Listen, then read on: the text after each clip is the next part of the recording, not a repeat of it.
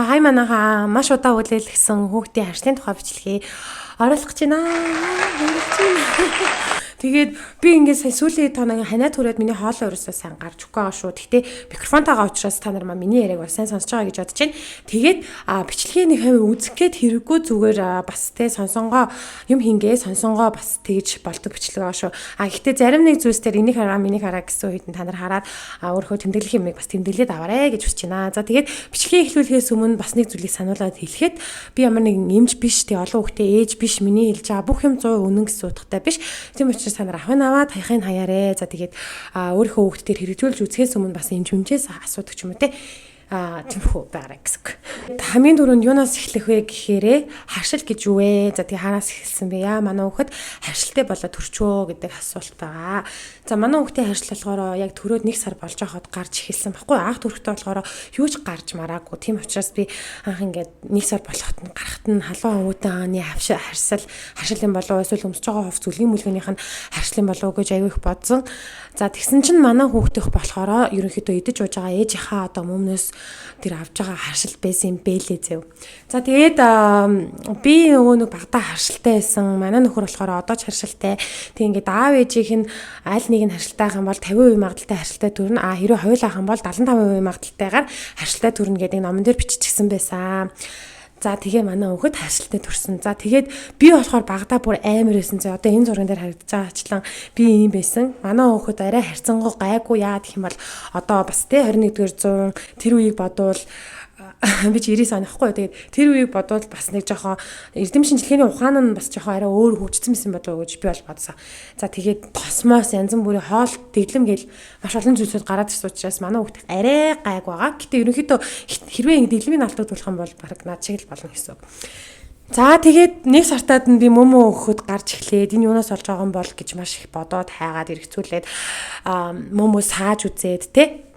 Тэгээд өөрийнхөө идэж усаа бодохоор би нөгөө нэг хяам идсэн байгаа байхгүй юм. Зайц хяам бидэн штэ. Тэрийг би гадуур явж байхдаа нэг кекснээсээ гайгүй байлгүй гэж бодоод дөнгөж төрчөө 1 сар болов байхад идсэн. Тэгэхээр ер нь бол танаа хүүхд харшилтай ч харшилгүй ч өндөг хяам газтай ундаа за эрзэн чихэр одоо ингээ нэг болохгүй юм халуун ногоон могоо гэсэн яг заал нь хөрхийн имлэгийн юм ханан дээр яг угаасаа хөхүүл хийж үүдэж болохгүй гэсэн заалн дээр байгаа заяа. Таны хүүхэд харшилтай байсан ч харшилгүй байсан ч гэсэн. Тийм болохоор эдгэрийг аль болох бити дээрээ яа гэх юм бол хүүхдийн гизгүүзээ за тэгэл харшил инээ тэрэнд нь айгүйх нөлөөлдөг болохоор бас тэгдэг гэж магадгүй те. За тэгээд 1 сартаад нь мэдгүй манай хүүхд чинь ингээ унтахгүй амар удаад та тэгээд бид тэрийг сүүхөр болоо за харшилтай хүүхдийн сүү үж юу вэ наа гэд гадуур ингээ маш их хайгаад тэгсэн чинь ингээ 2 сүүний санал ирсэн аахгүй. Нэг нь болохоор baby bio, нэг нь болохоор bias time. За эдээ тэгээ сууж байгаа би байна. Тэгээд нэг юм хэлхээ мартцсан байна. Би нөгөө өөрөө яг 11 сар хүртэл хөхөөлөхэд ямар дэглэм барьсан бэ гэдгийг хэлхээ мартцсан байна. Тэрэн дээр болохоор би штэ тий бүр ингээд зөвхөн хоньны юм туранхай махны хар шүлөөс эхлүүлж байгаа ногоо 3 өдрөөр ингээд тэр явдаг дараалалаараа явсан шүү. За яг л хүүхдтэй адилхан идэж уух юм нь тэгэхээр ингээд чихэр дэлгүүрээс авсан юу ч болохгүй цагаан эдээ хүртэл болохгүй 11 сарын хугацаанд тэр байсан. Гэтэ тэр бичлэгээ би илүү дэлгэрүүлээд оруулах шуудахгүй. За манай хөхөд 6 сар хүрээд бид нэр хоолнд оруулах болно шүү дээ тий. За 5 сарын дундаас нь эхлээд бид нэр тараг өгж үзсэн. Яг хөдөөнөөс авсан тараг өгж үзсэн.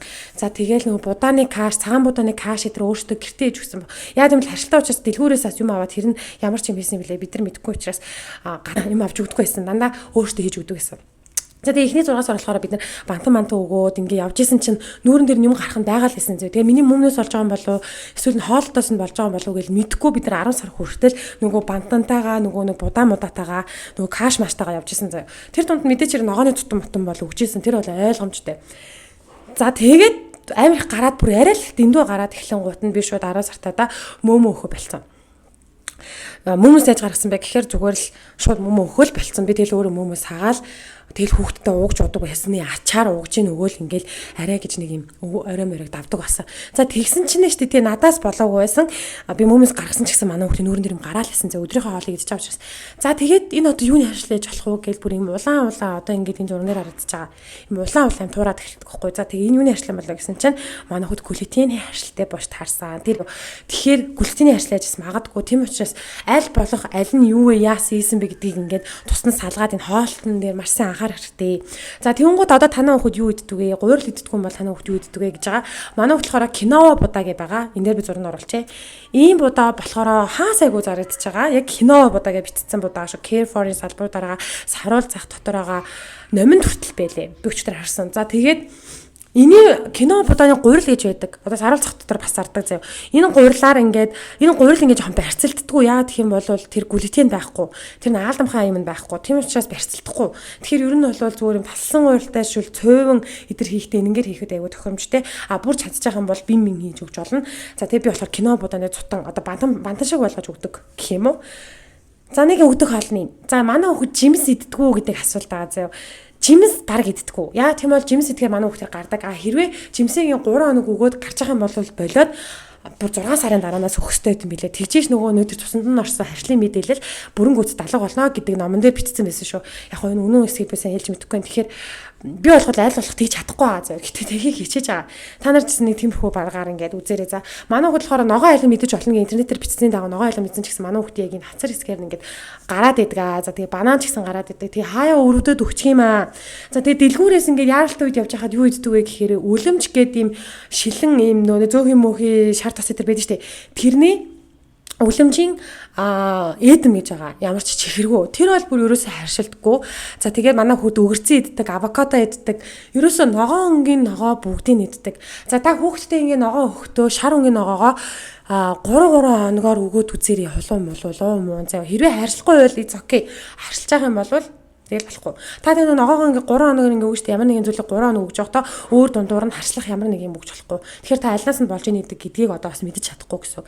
Тэгэхээр ерөнхийдөө ногоон өнгийн ногоо бол бүр баталгаатай зөв. Ямар ч харьцлыг гаргахгүй. Хэрвээ ногоон өнгийн ногоо хэдүүлээ харьцлаад тах юм бол ямар нэг зүйл нь буруу байна гэсэн үг зөв. За би хамгийн сүүлд нь арчилгааны талаар ярина. Одоо болохоор би зүгээр хоолтын талаар өөрийнхөө мэдэж авсан зүйлсүүдийг бол ярьж байгаа. За тэгээ манай хүүхэд болохоор үхрийн махтай будаатай ураг идж байгаа. За тэгээ кино будааны бандангийн цутаа идж байгаа. За тэгээд хоньны мах бол бүр амар сэдэж байгаа. Хоньны махыг байнгын бүр ингээл том томор наваад махтай, ястай, ийтэй, юутай бүгдийг ингээ өгж байгаа. Аль болох махнаас нь холдуулах хичээ. За тэгээ манай хүүхэд ямар D витамин уудаг вэ гэж асуусан. Манай хүүхэд хороо Herbert-ийн D витамин ууж байгаа юм шар өнгөтэй таблеткан. Энэ аманд ороо шүү дуусчт юм билээ. Аманд нь оруулаад шприцээр жоох усыг өгөхөд өөрөө цаашаа бутраад ингээ орчин зав. Одоогоо манай хүүхдэд ямар нэгэн харшил мэдгдсэн зүйл байхгүй байгаа учраас хэлж байгаа. Гэтэ заавал та нар миний хэлсэндийг авах шаардлага байхгүй. Өөрийнхөө айл болж байгаа дэгээ өхөйг хичээгээрээ. За тэгээд манай хүүхдийн харчлагын ярих юм бол манай хүүхдийн дэвсгэр гудас хүнжил хувцас хунар нь бүгдээрээ даавн одоо зүгээр юм даав хараа зүгээр юм даав. Ерөөсөө нилон ямар нэг юм байхгүй. Одоо тэр нөгөө нилон юм гэлгар мэлгаар за тэгэл янз бүрийн нилоны холцтой. За тэгээд манайха би нэг юм хэлээ марчих. Хэрвээ таны хүүхд харшилтай бай, харшилгүйч намаагүй. Ноолуур юм дээгүүр нь битүү өмсүүлээрээ заяа. Аймс малгаан ноолуур ээж олон. Бус нь ноолуур юм битүү өмсүүлээрээ харшил амар хөдлөгдөг. Бүр биеийг амар цахтнуулдаг шүү. За тэгэхээр таны хүүхд харшилтай бол дими хэрэггүй. Нөө. За тэгээд хамгийн чухал нэг юм ярих мартцсан байна. Хүүхдийн харшил гэж тий хуурай агаараас болж гардаг. Хүмүүс ингээ идэж ууж байгаа юмнаас нь болдог болвол ер нь 50% заяа. Гэтэ яг бүр үлдсэн цэвэр 50% нь болохоор агаар. Тэр нь цэвэр агаардач биш. Ер нь бол зүгээр хуурай агаар. За яагаад гэсэн бэ? Манай хүүхэд нөгөө 6 сар 7 сар хүрч байхад бид нэр хайнаа нар хүүхдээ авч явсан 1 сарын хугацаатай. Маш их жимс идүүлсэн. Өөрөө би мөөмөө өгж байгаа үед штэ тэр чинь тэгэхэд би бүргэр идээд бүр манай хүүхэд яачгүй. Тэгэхээр энэ чийгшилтэй агаар гэдэг зүйл хүүхдийн харшил маш их нөлөөлд юм байна заяа. Хэрвээ таны хүүхэд ингээд чийгшилсэн авч чадахгүй бол тэтэ тэргүү таны мэдсэн идээгүү хүүхдийн мэдсэн идээгүү юм гарах юм билээ. Монголдоо яаж чийгшлийн барих вэ гэхээрээ disease farm хэрэгэлдэг. Өөр ямар нэгэн бүтээгдэхүүн бол хэрэгжилжсэн гэтээ харшилдаг учраас энэ хамгийн зөв сонголт гэж бодож байна. Яа гэх юм бол ямар ч үнэргүй угаасаа яг бүр харшилтай хүмүүс зориулсан. Няраагаас бүр хөгшин хүн хүртэл хэрэглэх боломжтой байдаг учраас энийг үнэхээр бид нэр одоо 1 жил хэрэгжилж байгаагийнхаа хувьд та нарт санал болгож байгаа шүү. Тэгээ энэ дээд ингэ аваа ицсэн. Манай хүүхэд ингэ шийдэж тоглоод бүр ингэ дуусч байгаа. Одоо дахиад шинээр авна. Энэ өдөрт 10-аас 15 удаа хэрвээ харшил гарсан бол доор хаяж чийгшүүлнэ заяа. За багтаа 2-оос 3 удаа харах тоолондоо чийгшүүлнэ. Өөр арга байхгүй. Харьс хуурайшгал юм бол арсан дээр юм гардаг. Одоо ингээд нөгөө нэг арсан дээр гашаа хатаач тийм байхгүй шүү. Заавал түрхэн. Хэрэг аав юмар арчиж жагаад бүр ингээд хүчтэй ингээд сулгаж чачихгүй шүү заяа. Зүгээр ингээд дарж арчаад тосоо түрхэн шүү заяа. За тэгээд усанд орохын хуваар гэж байгаа манай хүүхдүүд 7 хоногт 2 удаа биеийг угаадаг шоураар. За манайх болохоор энийг хэрэгжилж байгаа. Сисвармын кремгийн 2 идэв шүү дээ. Энэ болохоор биений угаагч. Энэнгээр 7 хоногт 2 л угаадаг. Имжлэгийн одоо ингээд дуусгаа яадаг манай хүүхдийн орилоод байна. Тийм учраас би очих хэрэгтэй.